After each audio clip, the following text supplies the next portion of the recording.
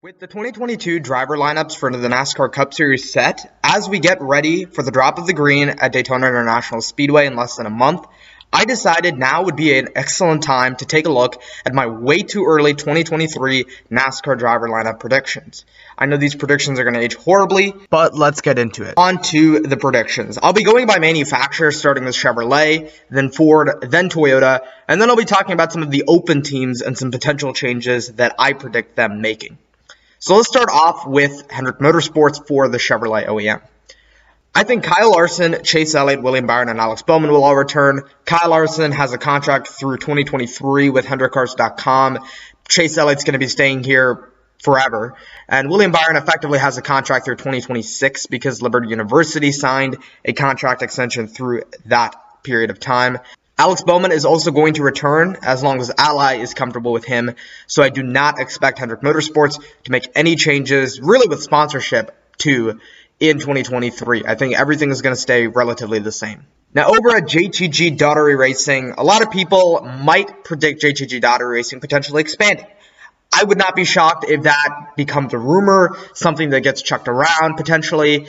But I don't think that that is going to happen. I think JTG Daughtery Racing is going to stay with Ricky Stenhouse Jr.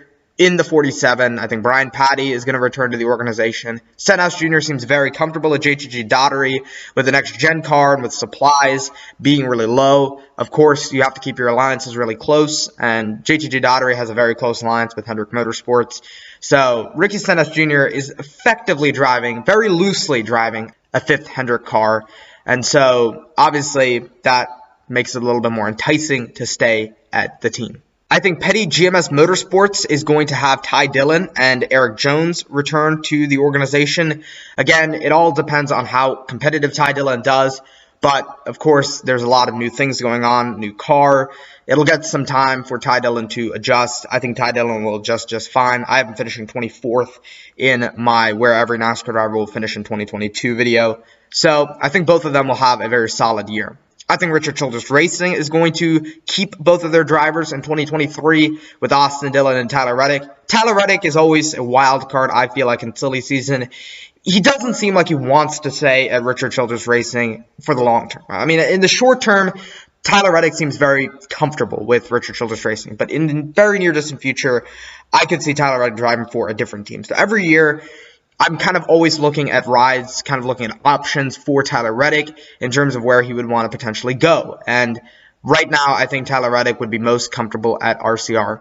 And then finally, we have Trackhouse Racing, the last Chevy team that is not going to be making any changes in my prediction.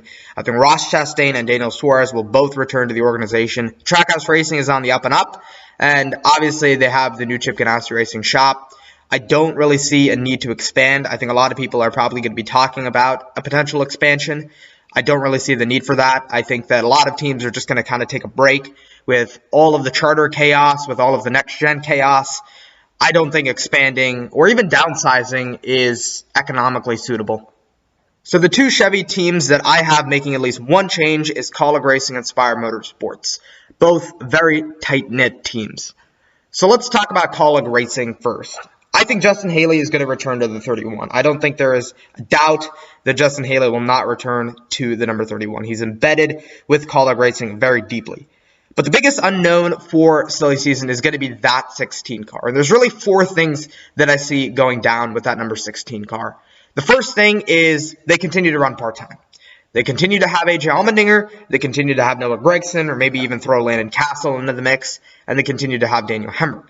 And while that would be pretty good for all three of them, it would make all three of them happy, they do have a charter for that 16 car. So running a wide array of drivers is not necessarily economically suitable. Like I said, you really want to have full-time drivers in 2023 and beyond, especially if you have that charter. It's a return investment. You can go out there and compete for championships, compete for wins, and become a powerhouse organization. Kaulig Racing has the potential to do that with the charter. And they're really not taking the opportunity. I think they're just kind of scouring for sponsorship right now, evaluating their drivers.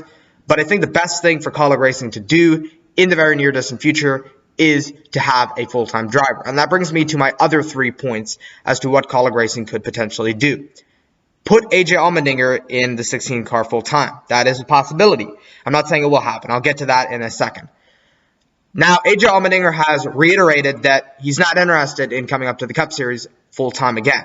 I mean, why does he need to? He has 2 wins in the NASCAR Cup Series. He's made the playoffs. He's done all he needs to do. He has pretty much reached the pinnacle of his potential and his talent. So there's nothing else he needs to do. He's comfortable with a part-time schedule, and I think AJ Allmendinger would be more than happy just running road courses for the rest of his career until he feels bored of it. So next up is Daniel Hemric. Now, Hemric is running a part-time schedule in the number 16 car. And really, I think that it boils down to the Junior Motorsports rumors. We are on Chevrolet, and so I can talk about this. And it's, will Junior Motorsports go up into the Cup Series in 2022? And I think the short answer to that is no. Dale Earnhardt Jr. said 2022 is now or never. I don't think we will ever see Junior Motorsports in the NASCAR Cup Series. I'm just going to say that right now, right here. It's probably going to age horribly, but I think at this point in time, I don't see Junior Motorsports coming up to the Cup Series. I don't see who they could put up into the Cup Series. I think Junior Motorsports is more than happy being a feeder team, effectively, to Hendrick Motorsports. They're very competitive in the Xfinity Series. They're going out there contending for championships. Why reset in a completely different series, hire completely new people with something, an investment that may or may not be successful? That doesn't really seem like a smart decision to me. And if they go up into the Cup Series in 2023, I think Noah Gragson will drive for them. And Daniel Hemric will drive in the number 16 car full-time. However, I don't see that happening. And I think that Daniel Hemric is not going to be returning to Kaulig Racing in the Cup Series. I think Noah Gragson is going to be driving the number 16 car full-time in 2023. I think he will join Kaulig Racing. I think he'll compete for the championship. I think he'll compete for Rookie of the Year. And you probably could tell by the title of this video, by the thumbnail of this video, that Noah Gragson will be driving the 16. And I fully believe that that will happen. So next up is Spire Motorsports, who will have Corey LaJoie in the 7 and Landon Castle driving the 77 for the Busch Clash, and Josh Bilicki driving the 77 starting at Auto Club and will be driving the majority race schedule. Spire Motorsports with the 77 is always a bit of an unknown. They seem to announce the driver for that very late into the silly season game, and I think that they will do that again. I think 1 year from now, we will probably, see who will drive the 77. So the big question I have is, will they have a full-time car, 2 full-time cars, or will they have 1 full-time car and then 1 guy who just runs a bunch of races for them? I mean, they did that with Justin Haley in 2021. Haley ran 30 races and likely would have, run more had he not had COVID at Dover. And I think Josh Bilicki will be in the same capacity. I think he'll run about 30 races, maybe less, maybe more, depending on sponsorship. And then Landon Castle will just drive the rest of the races. And then maybe we'll see another random like Josh Berry or Justin Allgaier in the 77. So my, prediction for what is going to happen is I think that'll continue to stay the same for 2023. I think Josh Bilicki will probably run a few more races, but I think Landon Castle will be there. I also think that we're going to see AJ Allmendinger and Daniel Hemric drive the 77 for a few races. I think with Kaulig, me predicting Kaulig is going to have 2 full-time cars. Because Kaulig and Spire are pretty embedded, I think we're going to see AJ Allmendinger probably drive the road courses for Spire Motorsports. I think we're going to see Daniel Hemric potentially drive restrictor plates, maybe mile and a halves. Josh Bilicki will probably drive the rest of those races. So that's what I think Spire is going to do. I think they'll have a wide array of drivers. And so next up, we have the Fords. Let's start off with Wood Brothers Racing and Harrison Burton. I think Harrison Burton will return in 2023. I don't really see a reason for Harrison Burton not to return to the organization unless things are going really, really dismal over at that team. I think Harrison Burton is going to return to the team. I think a lot of people are probably going to say, oh, Harrison Burton will maybe drive for a 4th Team Penske car, because obviously anybody who drives for Wood Brothers Racing sometime or another will be thrown into the Team Penske 4th car rumor mill. I don't think that's going to happen. Honestly, I don't expect that to happen ever. I think Team Penske is perfectly comfortable with 3 cars. And I think that those 3 drivers in those 3 cars, they are perfectly comfortable with. And that is Austin Cindric, Ryan Blaney, and Joey Logano. So next up is Stewart-Haas Racing. So Stewart-Haas Racing is going to be in the rumor mill from now until January of 2023. Obviously, they're going to keep Cole Custer and Chase Briscoe. I think Cole Custer brings a lot of funding to the table. His dad is very embedded with the Haas CNC guys. Chase Briscoe brings a lot of funding. Obviously, they have a new sponsor with Mahindra Tractors, so that's obviously a very enticing deal. But Kevin Harvick is going to be one of the biggest storylines a year from now. Will 2023 be Kevin Harvick's final year, or will he become Mark Martin and drive for other teams? I think that Kevin Harvick is going to have 2023 as his final season. There'll probably be some sort of slogan, like one final time with Jimmy Johnson, appreciation like Dale Earnhardt Jr., 24 ever with Jeff Gordon. He'll probably do something similar to that. And then, of course, there's the 10. Who will drive the 10 in 2023? Of course, Aric Almirola announced his retirement from NASCAR as a whole, so I don't expect Aric Almirola to even do a one-off. I think he's basically going to pull a Paul Menard and just completely quit NASCAR. Not even run the trucksters like Menard did. Just completely quit NASCAR, not even look at a NASCAR stock car again, eyeing it like he wants to drive it. So a lot of people are saying that Ryan Preece could drive the number 10. And again, by the thumbnail of this video, you could probably tell that Ryan Preece is going to be driving the 10. And I fully expect that to happen. I think the biggest thing that a lot of people are going to look at is not who will necessarily drive the 10. I think a lot of people know that it's going to be Ryan Preece. And honestly, I would be really shocked if it's not Ryan Preece. I think the only driver that could snub Ryan Preece of his seat is Riley Herbst, because he has a lot of funding, and obviously money makes the world go around. And Stewart-Haas Racing, basically that number 10 car has had, pay drivers in it. This is not an insult to Aric Almirola. I think he's a very, very talented driver. But you had Danica Patrick, who brought a lot of funding with GoDaddy. You had Aric Almirola, who had a lot of funding with Smithfield. It seems like Stewart-Haas Racing and the number 10 car wants someone stable to pay the bills. And Riley Herbst is the perfect image for that. And that's why I think that the only guy who I think could snub Ryan Preece of his well-justified seat is Riley Herbst. Do I think that'll happen? No. Do I hope that will happen? Absolutely not. I do not hope that will happen. So I think that Preece will drive the 10, but I don't think that'll be the biggest question. I think it'll be sponsorship. What is sponsorship going to look like? We know Ryan Preece is not a fully funded driver by any stretch of the imagination. He obviously has a lot of sponsorship with Hunt Brothers Pizza. He obviously had Hunt Brothers Pizza colors for his truck win at Nashville in 2021. So there's that. That could be a full-time sponsor. But how is other sponsorship going to be in 2023? Will Smithfield return in some capacity? I mean, they went way past their Richard Petty stint in a handshake agreement, and will they go way past their Stewart-Haas Racing stint with Aric Almirola? I mean, that would be bold. Smithfield kind of came into the sport with Aric Almirola, so will they leave in the same way they came in, leaving with the same driver? Or will they go past that because they really love NASCAR? That'll be an interesting thing to take a look at in 2023. Next up is RFK Racing. I think RFK Racing with Brad Keselowski and Chris Buescher are going to return to the organization. I don't think that's shocking. Chris Buescher effectively has a contract through 2026.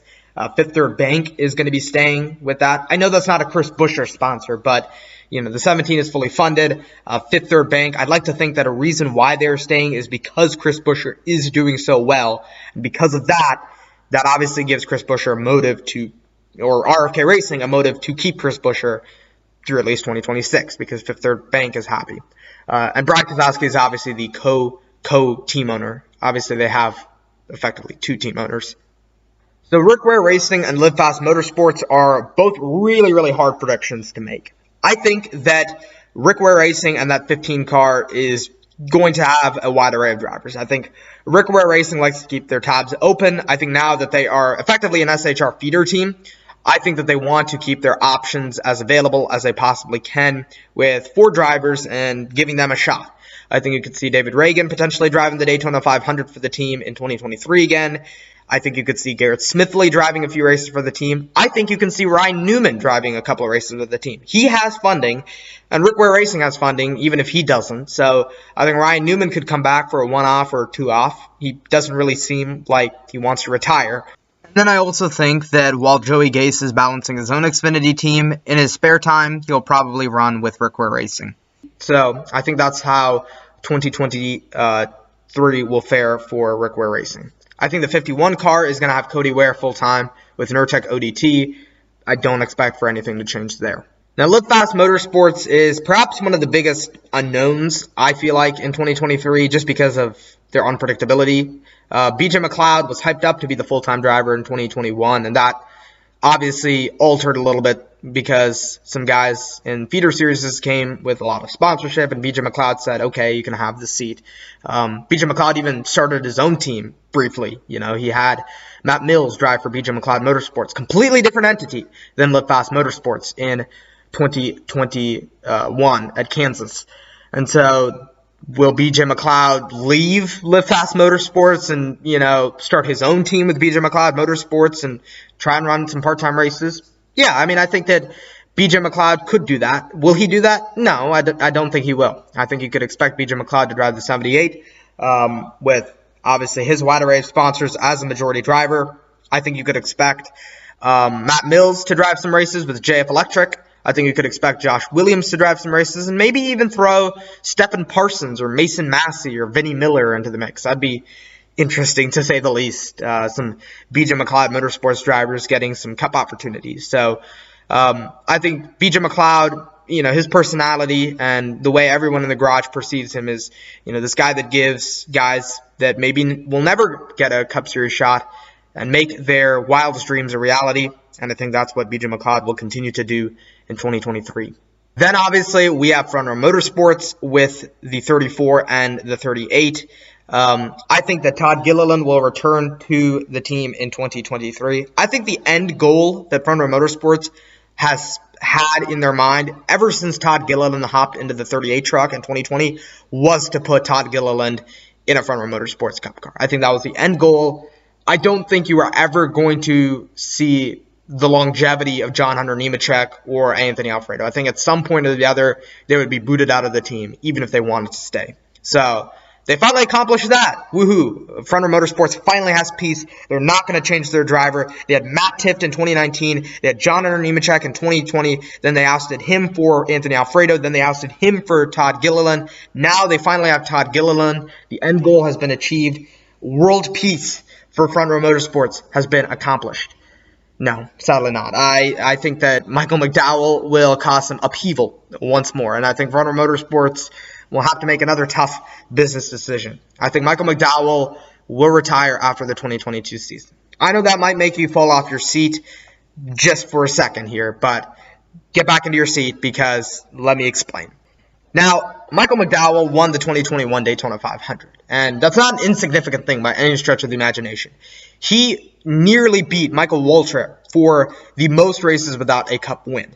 Had there been a few more years, he would have done that. He is second most for the most races without a Cup win next to Michael Waltrip. He has spent the last decade and a half in NASCAR trying to get a NASCAR Cup Series win, and he's finally done that. He's won an Xfinity race back in 2016. He's won a Cup race in 2021 at the Great American Race, the biggest center stage of racing.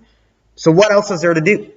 I mean, he made the playoffs in 2021. He has pretty much reached his potential. He's got a lot of fans now. A lot of people really like Michael McDowell and have finally appreciated him for who he is as a driver, as a talented driver.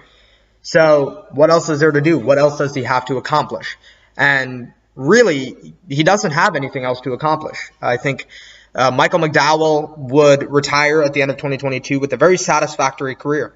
Now, this all is dictated on how Michael McDowell will do. If he does better than he does in 2021, which would be getting another win, maybe making it into the round of 12, or maybe getting 2 wins, one at a restrictor plate or maybe one at a road course, and making it into the round of 16, just like he did in 2022, or 2021, excuse me, then I think Michael McDowell would stay in 2023. But I don't think that'll happen. I think that was kind of a one-hit wonder. Maybe Michael McDowell will do better than, or maybe do around the same that he did in 2021. I don't have him doing that, but maybe if it goes that way, he could maybe have some wiggle room and an excuse to stay into 2023. But I don't think that'll happen. I think Michael McDowell will retire. So we've gotten that out of the way. Now, the biggest question will be, okay, you say Michael McDowell will retire. Who do you think will replace him? I think that Zane Smith could replace him. I know, that's bold. That is very bold, and I know you just fell off your seat again.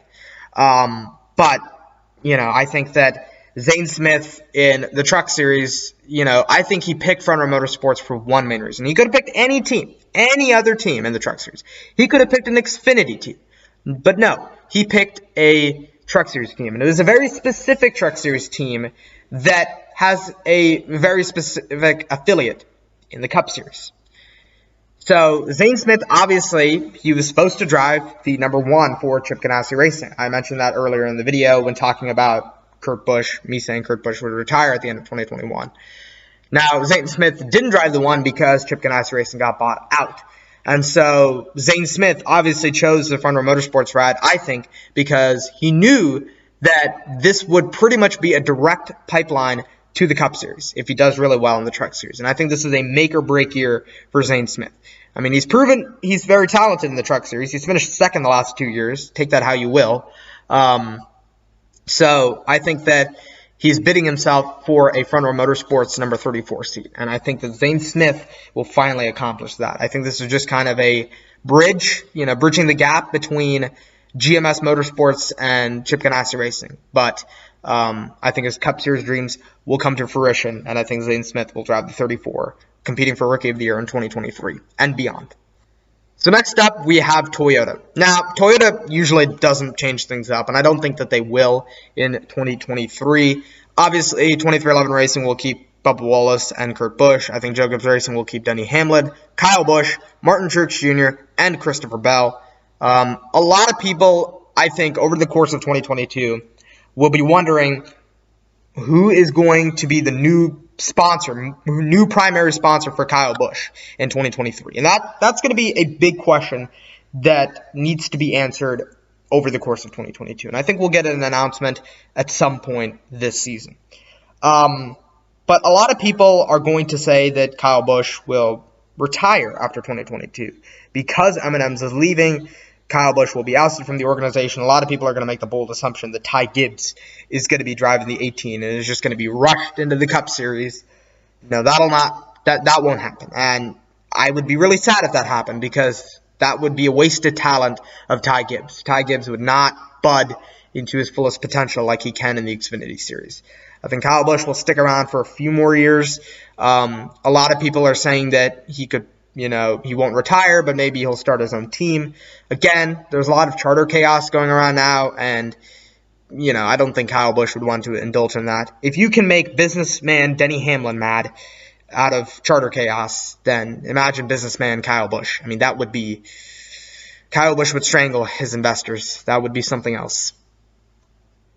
So now let's talk about some of the open teams. Now, Beard Motorsports obviously runs restrictor plate tracks, except the one time they didn't. I think that they will continue to do that in 2023. I think they'll run with Kaz Gralla. Kaz Gralla is a very good restrictor plate track racer. The team runs on restrictor plate tracks. The team only runs on restrictor plate tracks to get the necessary exposure that they can. Why not put Kaz Gralla? Kaz Gralla can rattle the can and make some noise, and I think Kaz Gralla would be the perfect option to drive the number 62. Now, a lot of people are going to say Jimmy Johnson is going to drive the 62 in 2023. He'll be bored of IndyCar. He'll come over to NASCAR. Maybe he'll run IMSA. But Jimmy Johnson will come over to NASCAR and will drive in the 62 for Beard Motorsports full-time, or not full-time, for the 4 races. I don't think that'll happen. I don't think we'll ever see Jimmy Johnson behind the wheel of a NASCAR stock car. As much as that pains me to say that, as much as I want to see Jimmy Johnson get behind the wheel of a NASCAR stock car one final time, as his slogan, said in 2020, I don't think that'll happen. I think that Phoenix race in 2020 was the last time we saw Jimmy Johnson behind the wheel of a car. Honestly, if we saw Jimmy Johnson behind the wheel of a NASCAR stock car like Beard Motorsports, I feel like that would taint his NASCAR Cup Series legacy. You wouldn't have Jimmy Johnson driving for the same team for 18 years consecutively with 2 sponsors, with 1 number, the same team that he won 7 championships with. All of that stardust, all of that glisten and glamour from his Hendrick Motorsports ride would kind of be wiped away. Why would you want to taint that legacy? If you were a journeyman like Ryan Newman, who's driven for like 8 different teams, why not like a 9th different team? I mean, what difference does that make? But Jimmie Johnson is driven for one team, and I think that it should stay that way. And I think Jimmie Johnson knows it should stay that way. And I don't think he will return for that reason. Motorsports business management is going to be another big unknown in 2023. Obviously, this is a part-time team, so we don't really know what they're going to do. Their plans are very incognito. They usually announce things very late, if not last minute. If not the first practice session of Daytona Speed Weeks, we see Motorsports business management pulling up in a car, and we're like, oh, hey, so-and-so's driving that car. That's kind of the way Motorsports business management does that. All jokes aside, though, I think Motorsports business management will keep Timmy Hill for a majority of the races. I think Boris Said will be their road course ringer. I think Chad Fincham could run some races. He doesn't really seem to be doing much lately, so I think he could run some races for their Cup team. And I think that David Starr could run some races in the 66. I don't think that they will have two cars like the 13 and the 66. I don't even think they'll have those in 2022. Obviously, supply issues are imminent and prevalent, so it seems really counterintuitive to waste money trying to expand. Carl Long is a very smart businessman. I don't think he'll do that.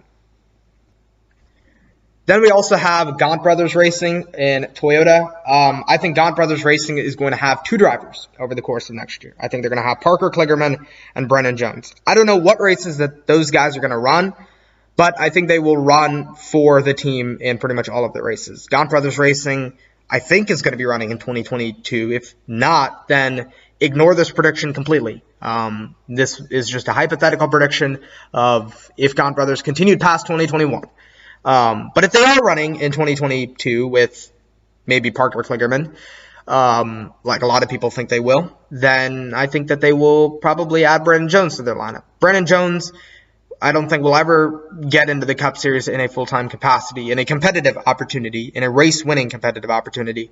Although Gaunt Brothers Racing is pretty competitive. I mean, Parker Kligerman was running 15th at Kansas Speedway, a race I went to in 2021 in the fall. So, I mean, this is kind of a competitive car. Toyota likes to give their smaller teams as best of a shot as they possibly can. And so, yeah, I think that'll be the driver lineup that we will see. Now, next up is Team Hezeburg, powered by Room Brothers Racing. I think Team Hezeburg will go full-time in 2023. They stated when they announced, that they would be going Cup racing in October of 2021, they stated that they are going to be running a partial schedule in 2022, and the plan is to run full-time in 2023 if sponsorship allows.